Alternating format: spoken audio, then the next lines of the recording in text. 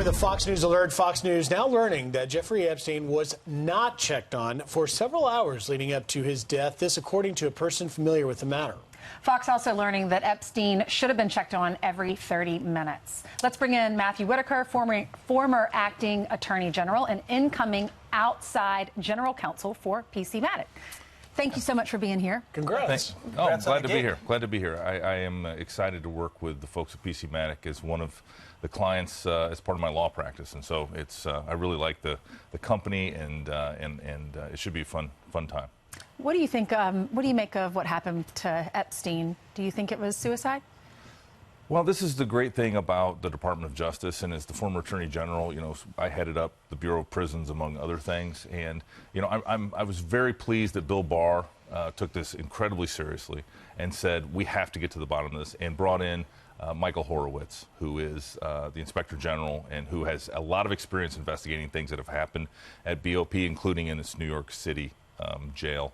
I also know, was there when General Sessions appointed Hugh Horowitz to be the head of BOP, and I think, he's a methodical, procedure-based person, and BOP, there's nobody that does it better than BOP, so I was really surprised to see that some of these protocols and procedures, the 30-minute check and the like, were not followed, and so I think there's some serious questions that are raised here, and once we hear the whole answer, I think we'll have a lot better picture. But there's no doubt that, I think reason and common sense would suggest that someone should have been checking on him based on just what had happened several weeks before with him. You say there's serious questions being asked, but in the Wall Street Journal today, their op-ed basically says that this fiasco, this whatever's happened, and we're going to get the facts, but this is part of why Americans don't trust their government. How important is getting this investigation right, concise, and transparent?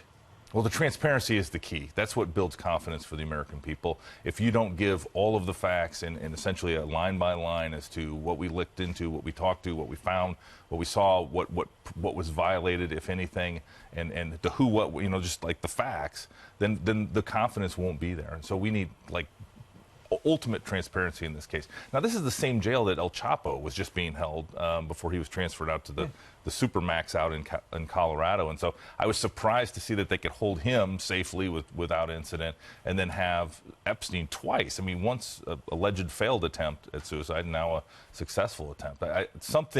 I think the questions surrounding this, something doesn't add up, and we need full transparency, and we need the answers on this. You mentioned Horowitz, which has sent my mind in another direction, because his name has been used on the other Inspector General investigation. Any sense on when his other investigation comes out about what happened? Right, Pete. I think everyone believes that it's going to be September, and those are that together with the Durham piece of those investigations as to the origins of that entire Russia investigation is going to be key. And again, that's where we're going to need full transparency. We're going to need to know sort of what decisions were made, why did they make them, what was the predicate for these investigations, and I know some of it, but one of the things that I heard Bill Barr say after he took over in February from me is that he couldn't get answers to some of these questions, and I felt the same way. I asked the same questions, and I couldn't get answers either. So I was really glad to see him do this, because I think then we're gonna get some of these answers.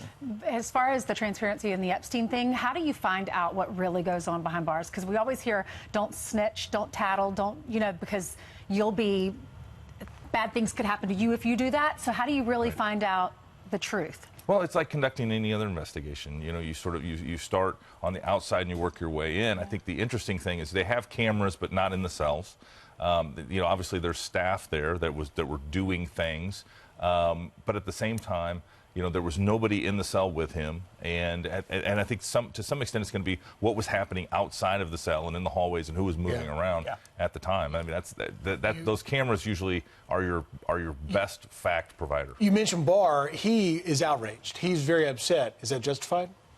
Oh yeah, I'm sure when he got the news that I'm guessing he did not use the best language because that was, if not the most high-profile case going on at DOJ, one of the most high-profile cases, and you just want to make sure that those victims receive the satisfaction and the justice that they deserve. And so to have it go down the way it went down, I think you would want the Attorney General outraged and very angry and demanding answers. We shall see what happens. Matt Whitaker, thank you for being here. Congratulations on the new gig for PC Maddock. We want to see you in the commercials maybe coming up. Well, and I see that your 5 minutes are up. Okay. So you were at the Iowa State Fair. I was at the Iowa State Fair on Saturday. It's much better because they have hot corn dogs instead of Pronto Pups. We got to leave it there.